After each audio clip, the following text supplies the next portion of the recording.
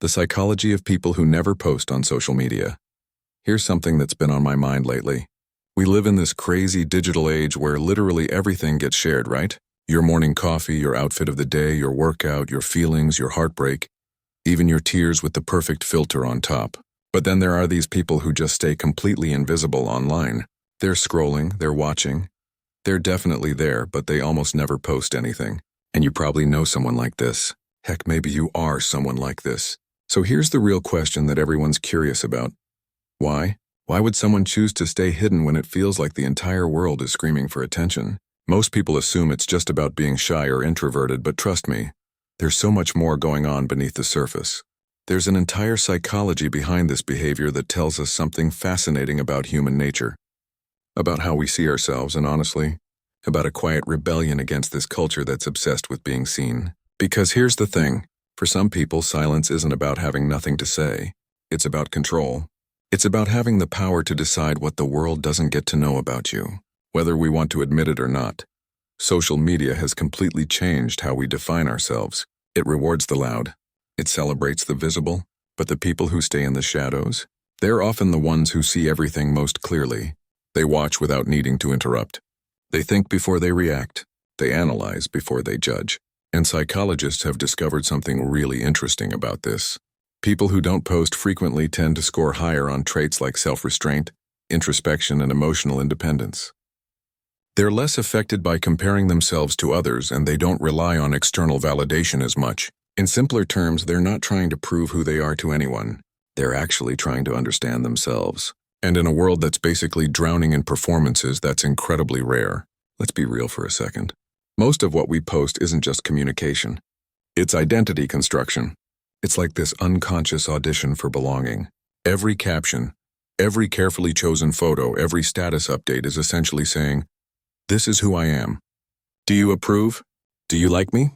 But when you stop posting, something interesting happens. You start to disconnect your self-worth from digital applause. You stop thinking in captions. You begin experiencing moments for yourself again. Not for the camera, not for the audience.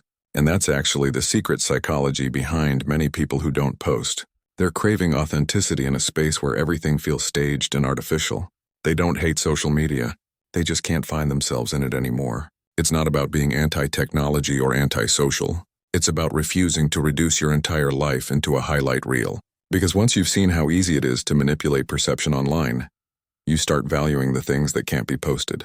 Things like silence, depth, imperfection, and truth. For some people, the decision not to post comes after what I'd call emotional burnout. Maybe they used to share everything, posting constantly until one day it just stopped feeling real. They realized that every time they shared something beautiful, they felt this invisible pressure to keep outdoing themselves. They weren't living anymore. They were performing for an audience that never stops watching. So they quit. No big announcement, no dramatic exit. Just a slow, quiet disappearance from the feed. But here's what people often misunderstand. Not posting doesn't mean not feeling. It doesn't mean they don't care about things. Actually, it often means they care too much about presence, about meaning, about protecting what's sacred to them. There's this concept in psychology called psychological ownership. It's that feeling that something belongs deeply to you, whether it's a thought, a memory, or an experience. And the moment you post it, that sense of ownership fades just a little bit. The moment becomes shared property, open to judgment, misinterpretation, even mockery. So people who don't post are often protecting their sense of ownership over life itself.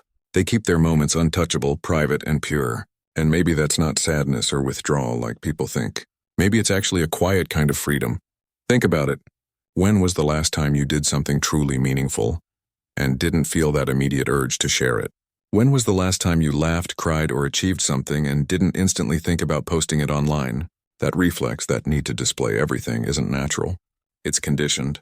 It's the result of a decade of likes, shares, and dopamine loops training our brains to equate validation with value. And when someone steps outside that system, it can feel like rebellion. But it's also healing in a way. They start rediscovering the simplicity of doing things just for themselves. Cooking a meal without photographing it. Traveling somewhere without tagging the location. Feeling something without needing to explain it to anyone. In that space, something awakens. A kind of self-awareness that doesn't need an audience to exist. Now, not everyone who doesn't post is coming from a place of peace and clarity. Some are driven by fear. The fear of judgment, of rejection, of being completely misunderstood. Social media has created this thing that psychologists call self-presentational pressure. It's the constant awareness that you're being watched and evaluated, even when you're not actively posting. And for a lot of people, that's just exhausting. They worry that what they say might be misread, or worse, completely ignored. So they retreat. Not because they don't want connection, but because the cost of visibility just feels too high. They want to be seen, but only truly and authentically, not superficially. And here's the irony. Sometimes the quietest people online have the loudest, most intense thoughts running through their minds. They're not absent. They're overflowing with ideas and feelings. They just choose stillness instead of spectacle. There's something deeply philosophical about that silence. In a world that's constantly screaming, "Look at me," choosing invisibility becomes a form of self-definition. It's saying, I exist beyond your perception of me. They might scroll through other people's lives, nodding, smiling, sometimes even aching with emotion, but they rarely project their own because they understand something most people don't. Not everything you experience is meant to be witnessed by others. Sometimes the most profound things in life, real growth, deep grief, personal transformation, they happen quietly, unseen, unposted. And when you've lived through enough of those private transformations, you start realizing that being unseen is not the same as being insignificant. It's actually where real identity is formed, not performed. Here's where the paradox really hits. Social media was literally designed to connect us, to bring people together. Yet it often leaves people feeling more isolated than ever before. When you stop posting, you stop chasing digital closeness and you start rebuilding real connections. You begin noticing who actually checks in on you without needing a status update. You learn who remembers you exist without constant reminders. That kind of connection, raw and unbroadcasted, feels heavier, warmer, and infinitely more real. And the people who don't post? They live in that space. They build relationships that don't need proof. They find comfort in unshared moments. And they let life unfold without turning every experience into content. Part of this is also about identity security. It's about knowing who you are even when nobody's watching. When you're comfortable in your own company, you don't need an audience to validate your worth. That's not arrogance. That's peace. And ironically, the same people who don't post are often the ones with the most interesting stories to tell. But they save those stories for when you're sitting across the table from them, not across a screen. Because real connection to them isn't measured in comments or likes. It's in shared silence, in eyes meeting, in laughter that doesn't need witnesses. These are the people who carry entire worlds within them. They process deeply, observe constantly, and understand quietly. They don't need the world to applaud their existence. They just need to live it fully. And maybe, just maybe, in a world so desperate to be seen, their silence isn't a flaw or a problem. It's a mirror. It's a reminder that not everything meaningful has to be shared. That sometimes the most human thing you can do is keep something entirely for yourself. You know what's really fascinating? The longer someone stays away from social media, the more they begin to see the world differently. Colors look richer somehow. Time feels slower. Conversations feel fuller and more meaningful. It's like stepping away from all that noise makes everything real again. Because when you stop performing your life, you actually start experiencing it. There's this quiet beauty in walking through life without needing proof of every single step. You're not thinking about angles or lighting or what caption would work best. You're just there, fully alive, inside the moment instead of standing outside it trying to capture it. But the psychology behind this goes even deeper than just preference or taste. It's rooted in how our brains actually process validation. Every time we post something online and it gets attention, likes, comments, hearts, shares, our brain releases dopamine. That's the same chemical involved in reward and addiction. Over time, we literally begin to crave that validation. We start thinking in terms of shareable experiences instead of real ones. Now imagine someone who actively resists that loop. Someone who deliberately chooses to disconnect from the dopamine cycle. That's not disinterest or laziness. That's discipline. It takes real self-awareness to resist something that's specifically designed to keep you hooked. People who don't post often have what psychologists call a strong internal locus of control. That's a fancy term that basically means their sense of worth and happiness comes from within themselves, not from external approval. They don't need that digital echo of "you're enough" to actually believe it. And here's what makes this even more interesting. Studies have shown that people who take long breaks from posting or even consuming social media content often experience a measurable increase in emotional stability and life satisfaction. Because when your sense of identity isn't being constantly mirrored back to you by strangers online, it becomes solid. It becomes real. You're no longer editing your life into something digestible for an audience. You're just living it in all its messy, beautiful, unfiltered complexity. And maybe that's the real rebellion happening here, to stay whole in a world that rewards fragments of yourself. But we need to be honest about something. Silence online doesn't always mean inner peace. Sometimes it's hiding exhaustion. For many people, social media started as a place where they genuinely sought connection, but it ended up leaving them completely drained. There's this subtle emotional fatigue that comes from constantly witnessing everyone else's highlight reels while you're still trying to piece together your own behind-the-scenes reality. You start comparing yourself even when you don't mean to. You start questioning your worth even when you know better. And eventually, some people decide to step away, not out of bitterness or anger, but out of pure self-preservation. They realize they don't owe the world a performance. They don't owe anyone an explanation for their silence. And they definitely don't need to keep proving they're happy just to be believed. That's one of the quiet truths of this generation. We've completely confused visibility with value. We assume that to matter we must be noticed. But real meaning doesn't actually need witnesses. Some of the most meaningful moments of your life, the ones that genuinely shape who you are, will happen without a single person watching. No cameras, no captions, no audience, just you. And maybe that's what people who don't post understand better than anyone. They know that privacy is not the same as loneliness. It's actually intimacy with yourself. Because when you stop broadcasting every thought and feeling, you start hearing your own voice again. You start reconnecting with the parts of yourself that got lost in all the noise. Your quiet desires, your unspoken fears, your inner compass that got drowned out. And there's something almost spiritual about that in today's world. It's not a withdrawal from life. It's a homecoming to yourself. Of course, it's not always peaceful and easy. There are definitely moments of doubt, moments of wondering if your silence makes you invisible, if you're falling behind while everyone else seems to be performing constant progress. But with time, you start noticing something beautiful. Your worth doesn't disappear when nobody's looking at it.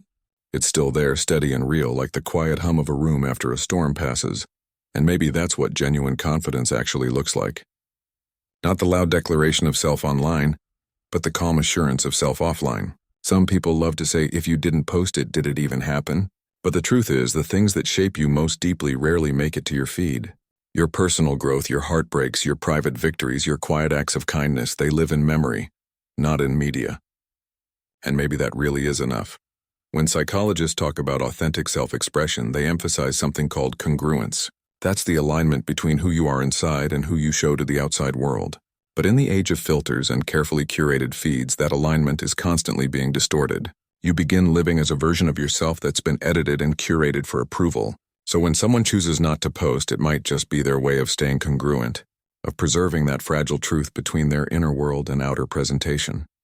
They don't need everyone to see what they're feeling, to validate that it's real.